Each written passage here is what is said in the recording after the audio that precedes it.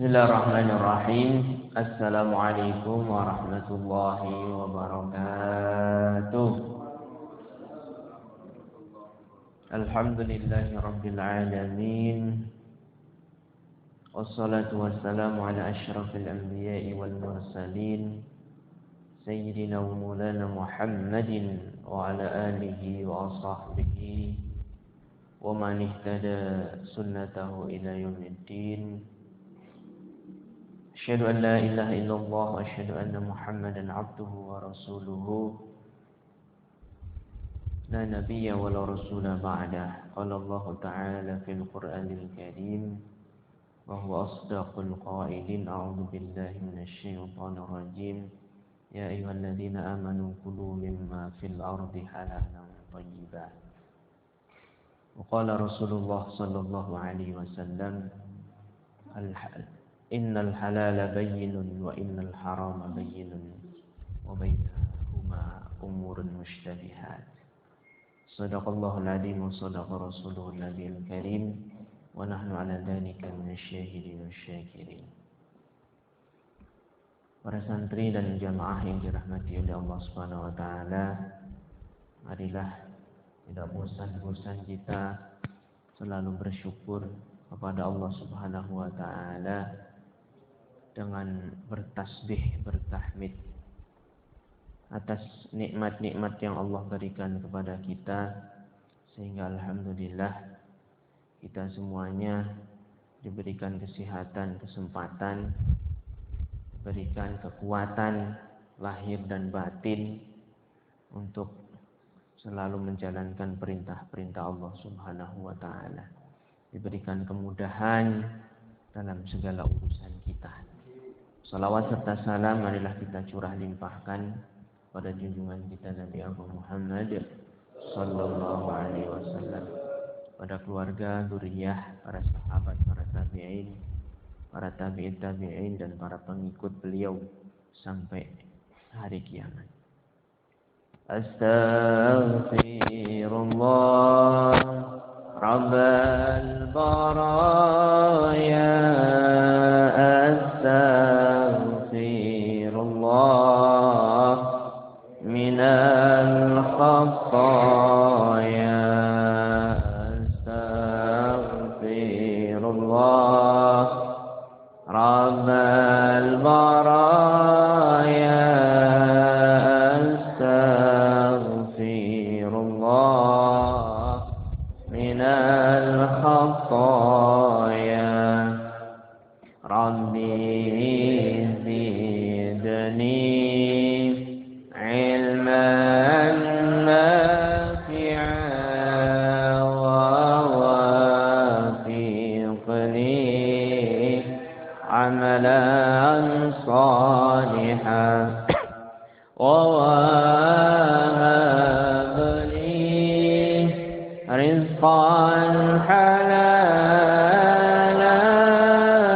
wa tub alayya tawbatan nasuha wa tub alayya tawbatan nasuha. Astaghfirullah Rabbal baraya, astaghfirullah minal khataya. Subhanallah walhamdulillah wa la ilaha illallah wallahu akbar. Subhanallah walhamdulillah wa la ilaha illallah wallahu akbar. Subhanallah walhamdulillah wa la ilaha illallah wallahu akbar. Wa la hawla إلا بالله العلي العظيم اللهم صل على سيدنا محمد وأشغل الظالمين بالظالمين اللهم صل على سيدنا محمد وأشغل الظالمين بالظالمين وأخرجنا من بينهم سالمين وعلى آله وصحبه أجمعين صلى الله ربنا على نور المبين أحمد المصطفى سيد المرسلين وعلى آله وصحبه أجمعين وعلى آله وصحبه أجمعين سبحانك لا علم لنا إلا ما علمتنا إنك أنت العليم الحكيم رب اشرح لي صدري ويسر لي أمري واحلل عقدة من اللسان يفقهوا قولي اللهم انفعنا بما علمتنا وعلمنا ما ينفعنا وارزقنا علوما تنفعنا في الدين والدنيا والآخرة اللهم ارزقنا فهم النبيين وحفظ المرسلين وإلهام ملائكتك المقربين برحمتك يا أرحم الراحمين.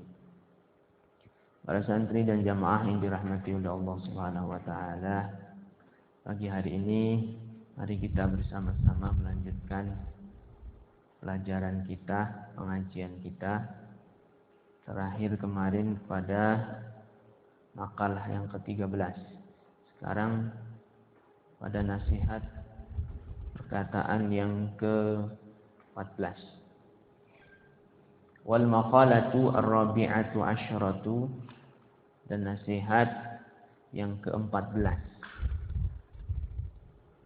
Ruwiya, telah diriwayatkan, anna rajulan min Bani Israel, bahwa ada seorang laki-laki, seorang pemuda dari Bani Israel. Siapa itu Bani Israel? Bani Israel adalah mereka keturunannya Nabi Yaqub alaihissalam. Ya, keturunannya Nabi Yaqub, Israel. Bani Israel itu adalah keturunannya Nabi Yaqub alaihissalam. Ya.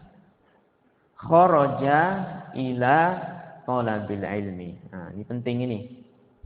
Jadi ada seorang pemuda dari Bani Israel yang keluar rumahnya ingin menuntut ilmu. Jadi dia ingin menuntut ilmu, keluar rumah mencari guru, mencari tempat untuk menuntut ilmu. Fabalagha dzalika nabiyuhum. Maka terdengarlah atau sampailah berita tersebut kepada nabi mereka, nabinya Bani Israel. Jadi Rasul yang wajib kita imani itu jumlahnya adalah 25. Tapi Nabi itu minhum man qassasnahum, sebagian ada yang diceritakan di dalam Al-Quran, wa minhum man lam naqsushum alaih. Jadi ada sebagian Nabi yang tidak diceritakan di dalam Al-Quran. Jadi Nabi itu aslinya jumlahnya ribuan. Itu bedanya Nabi sama Rasul. Kalau Nabi itu mendapatkan wahyu dan tidak diwajibkan untuk tablik kepada semua orang. Dan Nabi itu tidak membawa syariat baru. Beda dengan Rasul. Kalau Rasul mendapatkan wahyu dari Allah Subhanahu wa taala dan dibebankan atas dia tablik kepada seluruh umatnya, kemudian dia membawa syariat yang baru. Itu bedanya antara Nabi dan Rasul. Sama-sama orang pilihan Allah, tapi Nabi tugasnya tidak seberat Rasul. Jadi ini ada Nabi Bani Israel, bukan Nabi Musa, bukan. Ya.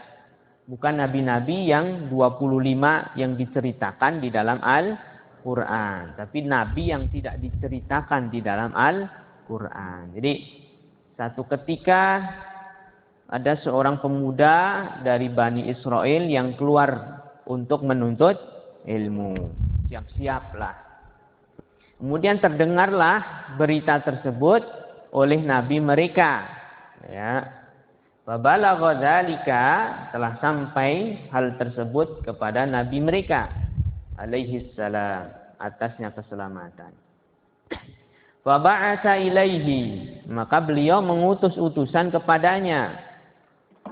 Fa atahu, kemudian seorang pemuda dari Bani Israel tersebut mendatangi nabinya. Jadi nabi itu memanggil anak seorang pemuda tersebut, ya, seorang anak atau seorang pemuda yang mau menuntut ilmu tersebut dipanggil oleh nabinya Bani Israel alaihissalam. Faqala alaihissalam, maka nabinya berkata kepadanya, kepadanya, ai lidzalikar rajuli, atau kepada seorang pemuda tersebut. Jadi Nabi ini memanggil pemuda tersebut untuk menasihati sebelum dia berangkat menuntut ilmu. Nih, seorang penuntut ilmu, seorang santri, ya, kita semuanya yang menuntut ilmu, alangkah baiknya memperhatikan juga, dan ini harus kita kerjakan apa yang diwasiatkan oleh nabinya Bani Israel kepada seorang pemuda dari Bani Israel ini. Agar apa? Kita mendapatkan ilmu yang betul-betul bermanfaat ilmu tersebut. Menjadi manfaat, bukan ilmu tersebut menjadi madharat buat kita semuanya. Apa nasihatnya? Ya fata, wahai seorang pemuda, inni a'iduka bisalati khisalin. Aku menasihatimu dengan 3 hal. Dengan 3 perkara. Jadi sebelum kamu belajar menuntut ilmu, aku nasihatkan kepadamu untuk menjaga 3 perkara ini. Fiha ilmul awwalina wal akhirin. Kalau kamu bisa menjaga dan melakukan 3 pesan, 3 hal yang akan saya sampaikan, maka di dalamnya ilmul awwalin, mencakup ilmu seluruh orang-orang yang terdahulu, wal akhirin, dan seluruh ilmunya orang-orang yang akan datang nanti akhir. Jadi 3 hal ini adalah bekal untuk mendapatkan ilmunya orang-orang terdahulu dan ilmunya orang-orang yang akan datang di masa depan. Ya, itu nasihatnya. Faqala alaihi salam, ayyakfika dzalika, atau cukup bagimu hal tersebut. 3 hal itu cukup buat kamu. Apa 3 hal itu? Yang pertama adalah khafillaha fis sirri wal alaniyah. Takutlah engkau kepada Allah fis sirri, dalam keadaan sir, yang tidak ada orang yang melihat kita, wal alaniyah, dan juga dalam keadaan banyak orang yang melihat kita. Atau dalam keadaan tersembunyi dan dalam keadaan terang-terangan. Jadi nasihat Nabi ini kepada seorang pemuda yang mau menuntut ilmu ini, yang pertama adalah khafillaha fis sirri wal alaniyah. Ai fi halatil khafa'i 'anil nas. Ai fi dalam hali satu hal, satu keadaan al khafa'i kita ketika tersembunyi 'anil nas dari manusia. Jadi kita harus takut kepada Allah Subhanahu wa taala ketika kita ini dalam keadaan tersembunyi dari manusia.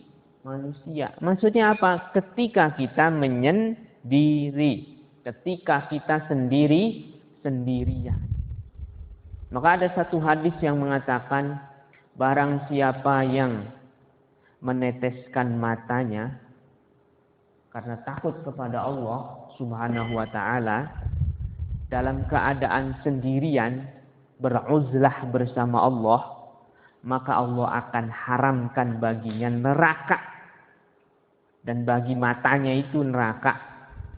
Ya, ada yang mengatakan 70 tahun perjalanan jarak antara dia dengan neraka. Barang siapa yang memanfaatkan waktu dia sendirian untuk bermunajat kepada Allah, untuk meneteskan air mata ingat kepada dosa-dosa dia. Meneteskan air matanya ingat terhadap kesalahan kekhilafan yang dia lakukan ketika dia bersama hanya berdua-dua dengan Allah Subhanahu wa taala. Maka air mata yang jatuh itu akan menjadi penghalang antara dia dan nerakanya Allah Subhanahu wa taala. Mata-mata yang dijamin masuk surga, mata-mata yang dijamin akan dijauhkan oleh Allah Subhanahu wa taala dari api neraka. Maka anak-anak yang saya sayangi dan para jamaah sekalian, sekarang ini kita berada di masa kemajuan teknologi yang susah sekali kita menjaga mata kita. Karena fitnah itu merasuk ke dalam semua tangan-tangan manusia. Tiap pribadi sekarang ini memegang HP. Ketika kita memegang HP, kadang-kadang suka muncul gambar-gambar yang tidak senonoh, video-video yang tidak baik. Apalagi sekarang dengan keadaan yang seperti ini, kemudian orang-orang yang tidak bertanggung jawab membuat software atau aplikasi-aplikasi yang semakin banyak ditonton, semakin banyak dia mendapatkan duit. Ya. Kan banyak aplikasi. Kalau banyak yang melihat video yang dia tayangkan atau video yang dia rekam kemudian dia tayangkan di beranda dia, maka semakin banyak viewernya, maka dia akan dapat semakin banyak duit. Jadi menggunakan aplikasi untuk menarik duit. Semakin banyak yang melihat, maka semakin banyak yang pemasukan bagi dia. Maka dari itu, ya namanya manusia, nafsu setan banyak. Ya, setan banyak menggoda manusia. Masya Allah. Banyak sekali perempuan-perempuan yang tidak bisa menjaga auratnya sekarang ini. Bahkan mengumbar auratnya biar dilihat oleh semua orang. Karena kalau dilihat oleh semua orang, dia akan mendapatkan uang yang sangat banyak. Naudzubillah summa naudzubillah. Ini kemajuan zaman. Ya. Alhamdulillah di Indonesia ini situs-situs yang tidak bertanggung jawab diproteksi oleh pemerintah. Jadi tidak bisa kita lihat. Ya, memang bagus seperti itu. Beda halnya dengan di luar negeri. Situs-situs yang tidak bertanggung jawab ini bisa diakses dengan sangat mudah. Tapi di Indonesia alhamdulillah diproteksi oleh pemerintah. Disembunyikan oleh pemerintah sehingga tidak bisa diakses. Namun ya namanya hidup dalam, kalau bahasa kerennya mah netizen. Jadi masyarakat net, masyarakat internet. Itu semua sektor dan semua umur bisa masuk dalam kehidupan masyarakat internet itu. Siapa saja bisa berselancar di internet tersebut. Maka dari itu walaupun diproteksi masih tetap banyak sekali hal-hal yang kurang baik juga yang sering kita saksikan di HP kita. Maka jangan sampai kita terbawa oleh harus. Ya kita manfaatkan HP kita, kemudian aplikasi yang kita punya itu untuk perjuangan, untuk dakwah. Masya Allah, untuk mengcounter ini susah sekali. Ya, apalagi Masya Allah, di zaman, ya memang zamannya sudah maju, kemudian tidak bisa kita menolak. Ya, tidak bisa kemudian kita meninggalkan HP, itu tidak bisa. Ya, karena kita semua sekarang apalagi belajar harus pakai handphone, kemudian kerja juga absennya pakai handphone dan lain sebagainya. Hanya satu golongan manusia di Indonesia ini yang tidak pegang handphone, santri. Satu golongan manusia yang selamat dari handphone, yaitu santri. Maka beruntunglah antum jadi santri, terjaga. Ya. Nah, tapi kalau liburan ya sama aja. Ya minimal antum 1 tahun, setengah tahun di pesantren, 2 tahun, 3 tahun. Itu terjaga mata antum dari melihat hal-hal yang tidak dihalalkan oleh Allah Subhanahu wa ta'ala. Ya minimal kita bisa terjaga. Kita beruntung sekali. Ya. Penelitian mengatakan, nih dengerin. Penelitian mengatakan bahwa sekali kita melihat tontonan yang tidak baik itu, video-video yang tidak baik itu, akan terjadi kerusakan di otak depan kita. Yang parahnya itu lebih dari orang yang kecelakaan nabrak. Itu kerusakan yang terjadi di saraf-saraf yang ada di otak kita. Dan cara menyembuhkannya itu susah, butuh waktu bertahun-tahun. Maka orang yang sering menonton video-video yang tidak baik itu, maka kecerdasannya akan turun drastis. Dan sekarang dicekokin itu sama orang-orang yang tidak bertanggung jawab. Agar apa? Generasi-generasi Islam itu tell me. Generasi-generasi penerus masa depan itu telat mikir, tidak cerdas. Kemudian apa? Mengandalkan nafsu. Ya, mengandalkan nafsu dulu. Tidak berpikir dulu. Kalau kita kan rumusnya fakir qabla an ta'zima. Berpikir lebih dahulu sebelum kita berbuat. Nah karena ini terus disodorin dengan terus. Itu yang membuat, nih dengarkan. Kita tahu pada masa peradaban abad pertengahan kemajuan umat Islam di Cordoba. Nih, Cordoba itu Spanyol. Spanyol itu adalah daulah Bani Umayyah yang kedua. Kurang apa itu hebatnya. Orang-orang barat itu semuanya datang untuk menuntut ilmu di Cordoba, di Spanyol, Hispania. Karena situ adalah pusat peradaban. Muncul berbagai ilmuwan yang sangat tersohor sekali pada masa, yaitu zaman Bani Abbasiyah. Kemudian dilanjutkan dengan Bani Umayyah yang kedua yang ada di Spanyol itu. Masya Allah. Ibnu Rushd, Ibnu Khaldun yang membuka cakrawala kemajuan dunia era modern ini adalah muqaddimahnya Ibnu Khaldun. Itu baru muqaddimah saja. Ibnu Khaldun menulis kitab Muqaddimah, Al-Muqaddimah. Yang itulah membuka pikiran semua orang barat sehingga orang barat itu keluar dari era kegelapan sebelum era pencerahan, revolusi industri yang terjadi di Inggris, yang terjadi di Prancis. Itu karena apa? Sumbangsih para ilmuwan Islam yang ada di Spanyol. Satu ketika ratu mereka namanya Ratu Isabella. Isabella ini menyuruh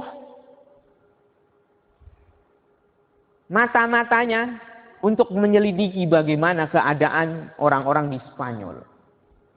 Maka ketika orang tersebut sampai kepada Spanyol, dia melihat seorang anak sedang berburu.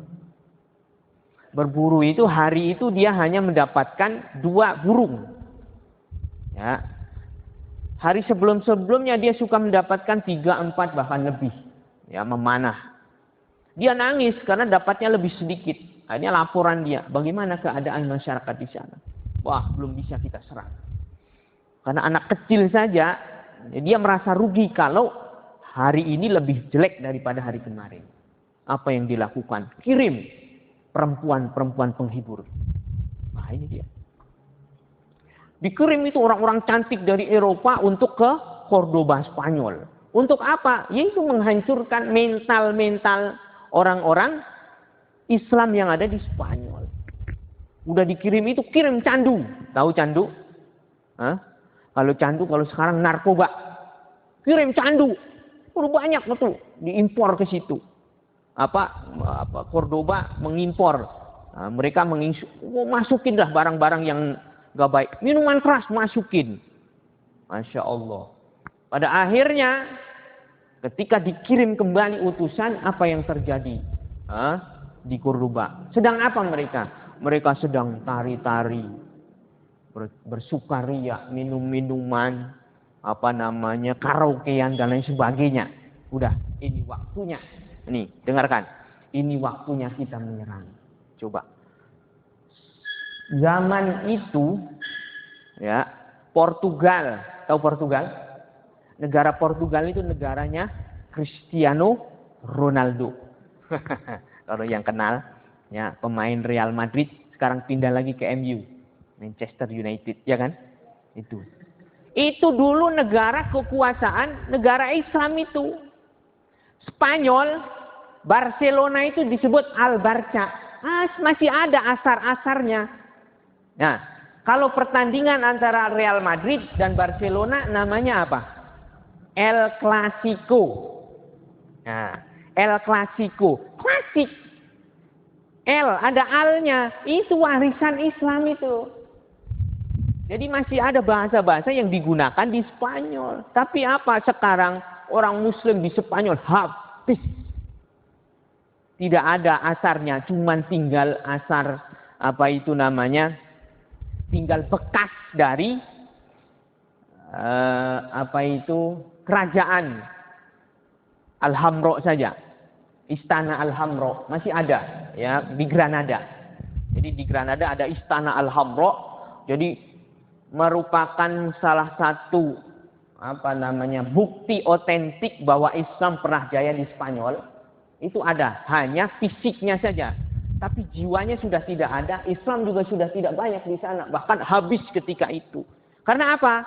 Karena umat Islam terlena dengan kemajuan. Karena umat Islam terlena kemudian disodori dengan berbagai penyakit mental. Memang disengaja ini. Ya, dimasukinlah virus-virus otak. Ya, maksudnya virus-virus otak itu apa? Ya, perempuan-perempuan dimasukkan ke situ biar orang udah happy-happy saja. Lupa dengan ibadah, lupa dengan masa depan. Jadi orangnya sudah tidak visioner lagi. Yang penting kita menikmati hari ini. Karena mereka lalai, akhirnya mereka diserang habis. Diberi tiga pilihan. Satu, umat Islam sudah kalah. Satu pilihan yang pertama, tinggalkan Spanyol. Maka sangat banyak sekali orang-orang di Maroko yang cakep-cakep, hidungnya mancung-mancung, putih-putih. Mereka itu adalah orang-orang Spanyol. Mereka karena tidak mau dibunuh, akhirnya pergi ke hijrah ke Maroko. Ya, daerah Afrika, Maroko, kerajaan Maroko. Satu pilihannya. Yang kedua, kalau menolak akan dibunuh habis. Yang ketiga, kalau mau tetap di Spanyol, harus meninggalkan agama Islam dan mereka dipakai topi yang kayak orang ulang tahun sekarang itu, kerucut itu. Itu tandanya bahwa dia adalah orang Islam yang murtad. Habis. Karena apa? Ya itu. Karena tidak bisa menjaga izah Islam, nilai-nilai Islam ditinggalkan. Maka alhamdulillah antum ini santri. Nah sekarang alhamdulillah nih bergaung mulai dari Syekh Naqib Al-Attas yang mulainya dari Muhammad Rashid Ar-Ridho, ya, kemudian Muhammad Abduh, itu memperjuangkan bagaimana cara memajukan Islam kembali. Sampai sekarang ini yang sedang tren ini di masyarakat dan kalangan akademisi adalah islamisasi ilmu pengetahuan. Jadi sekarang sedang tren lagi, mulai digaungkan dan diperjuangkan lagi oleh ilmuwan-ilmuwan Islam. Itu adalah islamisasi ilmu pengetahuan. Jadi sedang ditren. Bagaimana pertanian ilmunya diambil dari zaman Cordoba, ditarik. Ya, bagaimana Umar bin Khattab membuat parit-parit, Umar bin Khattab membuat kincir air, ya, itu ditarik semua ilmu-ilmu itu sedang dikumpulkan, manuskrip-manuskripnya diteliti untuk apa? Perkembangan Islam yang akan datang. Jadi ilmu pengetahuan dengan ilmu Islam itu tidak ada dikotomi, tidak ada pemisahan. Jadi akan disatukan kembali. Ya, banyak orang yang sedang berusaha untuk menyatukan kembali. Kalau kita kan sekarang biasanya begitu. Ilmu umum sendiri, ilmu keislaman sendiri. Nah, sekarang ingin disatukan. Bagaimana Islam dan ilmu pengetahuan ini menjadi satu kesatuan yang tidak bisa dipisahkan. Ya, mudah-mudahan proyek besar para ilmuwan-ilmuwan Islam ini bisa berjaya sehingga kedepannya Islam betul-betul menjadi agama yang maju lagi. Izzah Islam atau kejayaan Islam akan kembali hadir. Namun ya ujian dan cobaannya memang berat. Nah, seperti sekarang kan, ya perusahaan-perusahaan yang tidak bertanggung jawab memproduksi film-film yang tidak senonoh tersebut, dikirim kemana saja, bisa diakses di mana saja. Itu untuk apa? Merusak generasi. Berdalih-dalih seni. Tapi itu untuk merusak generasi masa depan. Ya. Tidak ada orang yang menonton begitu kemudian jadi anak yang maju. Pasti hancur. Ya, hancur, rusak masa depannya. Beda santri mah. Insya Allah setiap hari nontonnya apa? Quran. Nontonnya kitab. Ya kan? Melihatnya Quran, melihatnya kitab, melihatnya buku. Ya, mudah-mudahan itu menjadi bekal antum untuk bisa mengcounter serangan-serangan dari musuh-musuh Islam. Karena pada hakikatnya, dan ini adalah merupakan sunatullah, yang namanya orang Yahudi Nasrani itu tidak akan pernah ridho terhadap kemajuan umat Islam. Walan tardu ankal yahudu walan nasara hatta tattabi'a millatahum. Sampai hari kiamat yang namanya orang Yahudi dan Nasrani itu tidak pernah ridho kepada umat Islam. Tidak boleh maju. Umat Islam harus mundur, terbelakang. Umat Islam tidak boleh menguasai ilmu teknologi. Umat Islam tidak boleh menguasai negara. Umat Islam tidak boleh menguasai kekayaan. Itu simbol dan itu yang sudah menjadi pegangan orang Yahudi dan Nasrani. Karena apa? Tercatat di dalam Quran. Walang tardo ankal yahudu walan nasara hatta tattabi'a millatahum. Maka kalau ada orang Kristen, orang Yahudi sok baik, berarti dia orang munafik. Aslinya memusuhi kita, tapi sok baik saja di depannya. Mengatakan umat Islam silahkan ibadah, boleh tarawih, tapi harus booster 3 kali, harus, masya Allah. Nah, banyak lagi dah. Ya, itu tidak perlu kita perluas. Intinya adalah yang pertama kali, wasiat dari seorang nabi kepada seorang pemuda yang ingin menuntut ilmu adalah harus takut kepada Allah fis sirri wal alaniyah. Dalam keadaan tersembunyi atau dalam keadaan terang-terangan. Kalau dalam keadaan terang-terangan insya Allah tidak ada namanya orang bermaksiat berjamaah. Kecuali memang udah bobrok akhlaknya. Kalau kita dalam keadaan berjamaah bareng-bareng, enggak mungkin kita berbuat maksiat kalau orang punya iman. Kecuali ya memang orang datang bareng-bareng ke tempat maksiat. Itu maksiat bareng-bareng. Naudzubillah summa naudzubillah. Ya. Tapi kalau kita insya Allah ya bisa terjaga kalau dalam keadaan bersama-sama. Tapi yang sangat rentan adalah ketika kita menyendiri. Itu yang harus dihati-hati. Khafillaha, takutlah kepada Allah fis sirri wal alaniyah, dalam keadaan tertutup, tidak terlihat oleh manusia, ataupun ya fi halid duhuri indahum, dalam keadaan duhur, ya terlihat nampak indahum, ya di antara manusia, ya di tengah-tengah manusia. Jadi kita harus takut. Yang pertama, kunci mendapatkan ilmu adalah takut kepada Allah fis sirri wal alaniyah. Takut apa? Kita selalu diawasi. Innahu huwas samiul basir. Allah Maha mendengar, Allah Maha melihat. Kita sendirian kayak nggak ada yang melihat, tapi Allah melihat. Kalau kita ada dalam jiwa kita itu ma'iyatullah, insya Allah selalu bersama kita, mengawasi kita. Ya, ada ceritanya yang seorang pemuda dipanggil gurunya untuk memotong merpati, disuruh kemana, cari tempat yang kamu merasa bahwa kamu aman dan kamu tidak bisa dilihat oleh orang. Semuanya bisa murid-muridnya, satu murid doang pergi ke laut mau nyembelih, dia merasa terawasi. Pergi ke gunung mau menyembelih, dia merasa terawasi. Pergi kemana, dia merasa terawasi. Terus pulang kepada gurunya. Yang lain mencemooh dia. Loh, mana? Disuruh begitu aja nggak bisa. Cari tempat yang ini. Kita semuanya sudah tersembelih itu. Burung itu, merpati itu, atau ayam itu.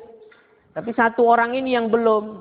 Dia mengatakan kepada gurunya bahwa dimanapun saya berada, saya ingin menyembelih hewan ini, saya selalu merasa terawasi. Bahwa selalu ada Allah Subhanahu wa Ta'ala yang mengawasi. Yang lain tidak lulus belajarnya. Hanya santri satu inilah yang dinyatakan lulus oleh gurunya. Karena apa? Karena dia merasa terus diawasi oleh Allah Subhanahu wa Ta'ala. Maka hadirkan dalam diri yang kita, jiwa kita, ya, terutama para santri yang anak muda ini, yang tantangannya semakin zaman maju ini semakin berat, ya, maka harus jaga betul-betul. Baik. Yang pertama itu kuncinya kita harus takut kepada Allah dalam keadaan apapun. Yang kedua, wa amsik lisanaka, dan jagalah lisan kamu anil khalqi, ya, terhadap makhluknya Allah. La tazkuruhum illa bi khairin. Jangan kalian sebutkan apa yang ada pada mereka kecuali kebaikannya saja. Nah, ini yang susah. Yang kedua intinya apa? Kita tidak boleh menyebutkan aib orang lain. Kunci mendapat ilmu yang berkah, yang barokah, itu jangan menyebutkan aib orang lain. Wah, itu mah bagaimana? Nah, tidak boleh. Nah, sekarang tersedia lebar, terbuka lebar di televisi. Acara gosip. Itu kan mengumbar aib orang lain. Naudzubillah tsumma naudzubillah. Apalagi zaman sekarang ini zaman modern. Ya, aib keluarga keluar di Facebook. Aib keluarga keluar di WhatsApp. Ya, aib keluarga keluar di mana-mana. Naudzubillah tsumma naudzubillah. Maka nanti kalau santri-santri punya istri, biasanya perempuan yang suka begitu. Kalau punya istri, stop. Jangan mengunggah status apapun tentang permasalahan keluarga. Itu yang akan membuat retak di dalam keluarga. Udah marahin aja. Kalau istri antum sedikit-sedikit upload status. Ya, suami saya begini, ini begini. Marahin aja. Enggak apa-apa. Biar apa? Biar keutuhan rumah tangga itu tetap terjaga. Kalau aib sendiri aja tidak bisa dijaga, apalagi aib orang lain, pasti akan diumbar kemana saja. Dan sekarang ini Masya Allah, dengan perkembangan zaman ini, orang tidak sadar bahwa itu adalah sebuah dosa. Jadi aib keluarga itu tidak boleh menjadi konsumsi orang lain. Begitu juga aib orang lain tidak boleh kita jadikan konsumsi untuk orang lain. Boleh kita menilai, dengarkan nih. Ini rumusnya begini. Boleh kita menilai orang lain, tapi kita tidak boleh membacakan rapot dia di depan orang lain. Paham nggak? Boleh kita menilai si A begini, si B begini, si C begini. Tapi rapot dia yang kita nilai, jangan sampai kita bacakan kepada orang lain. Ngerti? Jadi aib-aib dia jangan kita umbarkan kepada orang lain. Ustadz, kalau rapat, kalau kita dalam satu organisasi, misalkan OSIS atau apa, kemudian ada yang salah bagaimana? Ya sudah dibahas bareng-bareng bersama, kesalahannya apa, aibnya apa, diislah bersama-sama. Namanya manusia pasti punya kekurangan, tapi jangan ini kesalahan orang, aib orang masuk ke dalam status. masuk ke dalam Facebook, masuk ke dalam, Masya Allah, itu namanya mengumbar aib orang lain, menyebutkan kejelekan orang lain. Wala yaghtab ba'dukum ba'do, itu larangan loh. La yaghtab ba'dukum ba'do, tidak boleh berbuat gibah, menyebutkan aib orang lain. Permisalannya apa? Itu seperti kita memakan mayit, bangkai saudara kita. Apakah kita mau makan bangkai? Pasti kebauan, nggak mau. Jadi kalau kita menyebutkan aib orang lain, seakan-akan kita memakan bangkai orang lain. Tapi kalau ada kekurangan dalam ini, kita evaluasi bersama. Tuh, jadi yang kedua, tidak boleh kunci mendapatkan ilmu yang manfaat, tidak boleh mengumpat makhluk Allah Subhanahu wa taala, tidak boleh menyebutkan kecuali hal-hal yang baik-baik saja. Paham? Ya. Kemudian kama qalu, seperti hanya dikatakan, man gharrabal nasi nahluhu.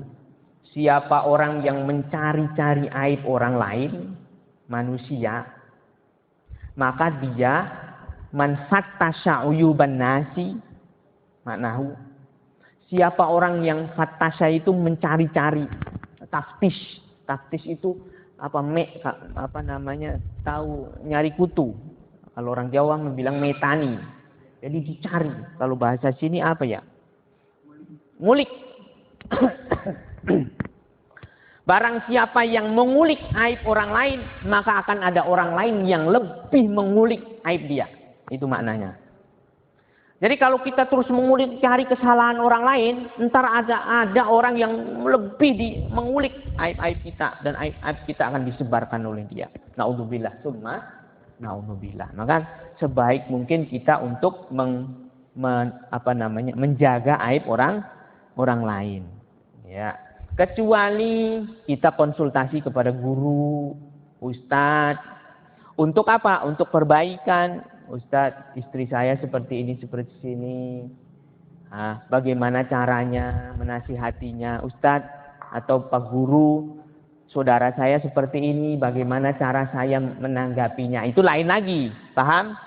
Itu namanya mencari solusi dari permasalahan yang terjadi. Ya, beda halnya dengan kita menulis kejelekan orang, jadikan status WA, jadikan status Facebook, jadikan status apa. Itu namanya menyebarluaskan aib orang lain. Baik. Paham ini yang kedua? Ya, jadi kita tidak boleh mengumpat makhluk Allah Subhanahu wa taala, apapun makhluknya. Ya, tidak hanya manusia, hewan juga tidak boleh. Ya, kita umpat, kita jelek-jelekan juga tidak boleh. Baik. Yang ketiga, wangdur khubzaka. Lihat kepada khubzun. Khubzun itu adalah roti, makanan. Wangdur khubzaka alladhi ta'kuluhu hatta yakuna aidzalikal khubz. Sampai roti yang kita makan tersebut minal halal, dari hal-hal yang dihalalkan oleh Allah Subhanahu wa taala. Maksudnya apa? Kalau orang Arab, mereka makanan pokoknya adalah khubzun. Apa? Khubzun. Roti. Atau orang barat itu makannya roti. Kalau orang kita makannya nasi. Ya, kalau belum ketemu nasi, mau makan roti sekotak, itu belum makan. Iya. Kalau udah makan ini, walaupun dua mangkok, belum makan kalau belum ketemu nasi. Itu kalau orang kita. Maksudnya apa? Lihatlah terhadap makanan. Jangan kamu makan kecuali makanan itu adalah halal. Itu cirinya untuk biar kita menjadi orang yang cerdas, biar ilmu kita bermanfaat. Ya, jadi harus menjaga untuk menjadi seorang talibul ilmi agar ilmu kita manfaat, yang pertama apa? Takut kepada Allah dalam keadaan apapun, tersembunyi ataupun terlihat oleh manusia. Yang kedua apa? Kita harus menjaga lisan. Tidak boleh menyebutkan kejelekan orang lain. Kejelekan makhluk apapun. Lagi naik motor. Itu jelek banget ya. Itu nggak boleh. Jangan banyak mengkomentari hal-hal yang tidak penting. Maksudnya begitu. Ini komentar, ini komentar, ini komentar. Besok menjadi komentator sepak bola. Ya, ini bukan komentator sepak bola. Tapi apa? Komentator kehidupan orang lain. Apapun yang ada dalam diri kita selalu dikomentari. Naudzubillah, summa naudzubillah. Tidak boleh kita mengomentari orang lain, membicarakan orang lain kecuali yang baik. Tuh, coba kita ini kan analogikan begini. Fikih punya kebaikan. Misalkan diomongin sama Ustaz, Masya Allah, fikih mah orangnya begini rajin. Senang nggak fikih? Senang. Ya Allah, saya diomongin baik saya. Senang. Tapi kalau kejelekannya yang diomongin, bocah itu mah wader banget. Kemarin kayak begini, kabur kemarin ini. Coba, senang apa sedih? Sedih. Nah, analoginya seperti itu saja. Orang lain juga kalau kita omongin kejelekannya, juga tidak mau. Kita aja lah kalau diomongkan kejelekan kita tidak mau. Kecuali kejelekan yang ada pada diri kita itu untuk dievaluasi. Jadi jangan sampai ini jadikan alasan. Tidak boleh mengevaluasi orang juga. Maksudnya kalau dalam seperti di pesantren begini ya. Ada anak yang melanggar. Ustaz kan gak boleh kejelekan orang disebutkan. Lah tidak begitu juga. Ya, paham ini? Kalau untuk evaluasi kamu jangan sekali-kali begini. Atau di depan teman-temannya. Ini contoh yang tidak baik. Tidak boleh diikuti. Nah itu tidak apa-apa. Paham semuanya? Nah itu untuk perbaikan, untuk islah. Bukan untuk dikonsumsi dan menjadikan bahan olok-olokan. Paham semuanya? Nah itu. Yang kedua. Tidak boleh menyebutkan kejelekan orang lain. Kita hanya menyebutkan kebaikan-kebaikan dari makhluk Allah Subhanahu wa ta'ala. Yang ketiga, apa? Tidak memakan satu makanan kecuali kita sudah tahu bahwa makanan itu adalah makanan yang halal. Insya Allah, mudah-mudahan kita bisa menjaga. Susah. Memang makanan yang halal itu sekarang susah. Ya, lambang halal aja susah. Ngebacanya susah. Ya. Iya, makanan yang halal memang susah. Banyak sekali. Memang itulah orang Yahudi, orang Nasrani itu memanipulasi. Jadi memang diselundupkan. Jadi bagaimana umat Islam itu biar makan yang tidak halal. Karena itu akan berpengaruh pada mentalitas dan kejiwaan seorang Muslim.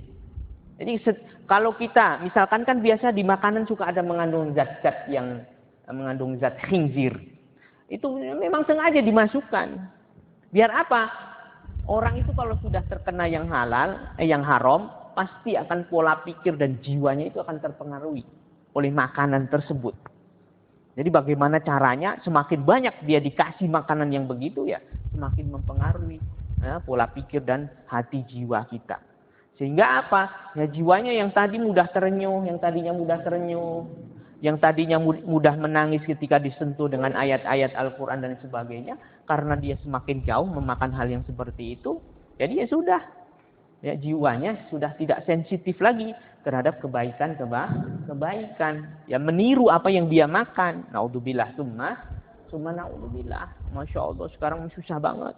Ya, karena makanan dituntut cepat. Ya, kemudian kadang-kadang nyembelihnya juga nggak pakai bismillah. Ya kan? Makanan halal itu yang pertama dilihat dari zatnya. Jadi zatnya halal atau tidak. Ya. Yang kedua dilihat dari cara penyajiannya, dari mulai disembelihnya, dimasaknya, disajikannya. Makanan halal, tapi kalau disajikannya pakai piring emas, jadi nggak boleh dimakan. Karena piring emas itu tidak boleh dipakai, haram hukumnya kita memakan makanan dari piring atau gelas, minum minuman dari gelas atau piring yang terbuat dari emas, itu tidak halal bagi kita. Paham? Nah itu dari cara menyajikannya. Yang selanjutnya cara mendapatkannya. Makanannya mah halal, daging itu halal. Tapi kalau cara mendapatkannya dengan korupsi, cara mendapatkannya dengan mencuri menjadi tidak halal. Jadi begitu, ya. Makanan halal itu tidak hanya zatnya saja, tapi cara menyajikannya, kemudian cara mendapatkannya juga harus kita lihat dan kita perhatikan agar makanan yang masuk ke dalam tubuh kita adalah makanan-makanan yang halal. Jadi 3 hal yang perlu kita jaga agar ilmu kita menjadi ilmu yang manfaat. Makanya banyak orang ahli sufi, orang-orang ahli hikmah yang sangat menjaga tidak mau makan kecuali dari hasil tanaman sendiri. Ada. Tidak mau makan kecuali dari hasil ternak sendiri. Ada banyak guru-guru yang masih menanamkan itu. Kenapa? Dia menjaga. Dia menganggap bahwa harta-harta yang lain itu mungkin ada unsur ribanya dan lain sebagainya. Nah, makanya dia menyendiri, kemudian dia menanam padi sendiri, menanam kalau ini gandum sendiri, kemudian ternak sapi sendiri, ayam sendiri, dia makan dari hasil apa yang dia kelola sendiri, yaitu menjaga kehalalan, keberkahan ilmu. Ada satu pesantren juga begitu, hanya menerima 40 santri. Dan santri itu makannya dijaga hanya dari hasil yang kiai dan para santri kelola sendiri. Ada yang seperti sakingku ngejaganya, ya, dari hal-hal yang tidak diinginkan atau dari hal-hal yang mungkin ada mengandung syubhat saja sudah terhindar, ya. Jadi betul-betul kehalalannya diperhatikan. Baik, mungkin itu saja kajian kita pada pagi hari ini. Mudah-mudahan bisa memberi manfaat buat kita semuanya, sehingga ilmu yang kita pelajari betul-betul menjadi cahaya buat hati kita, pikiran kita, sehingga ilmu itu bisa menjadi ilmu yang bermanfaat bagi kita semuanya. Nahtatim bi qiraati kafaratil majlis. Subhanakallahumma wa bihamdika asyhadu an la ilaha illa anta astaghfiruka wa atubu ilaik. Assalamualaikum warahmatullahi wabarakatuh.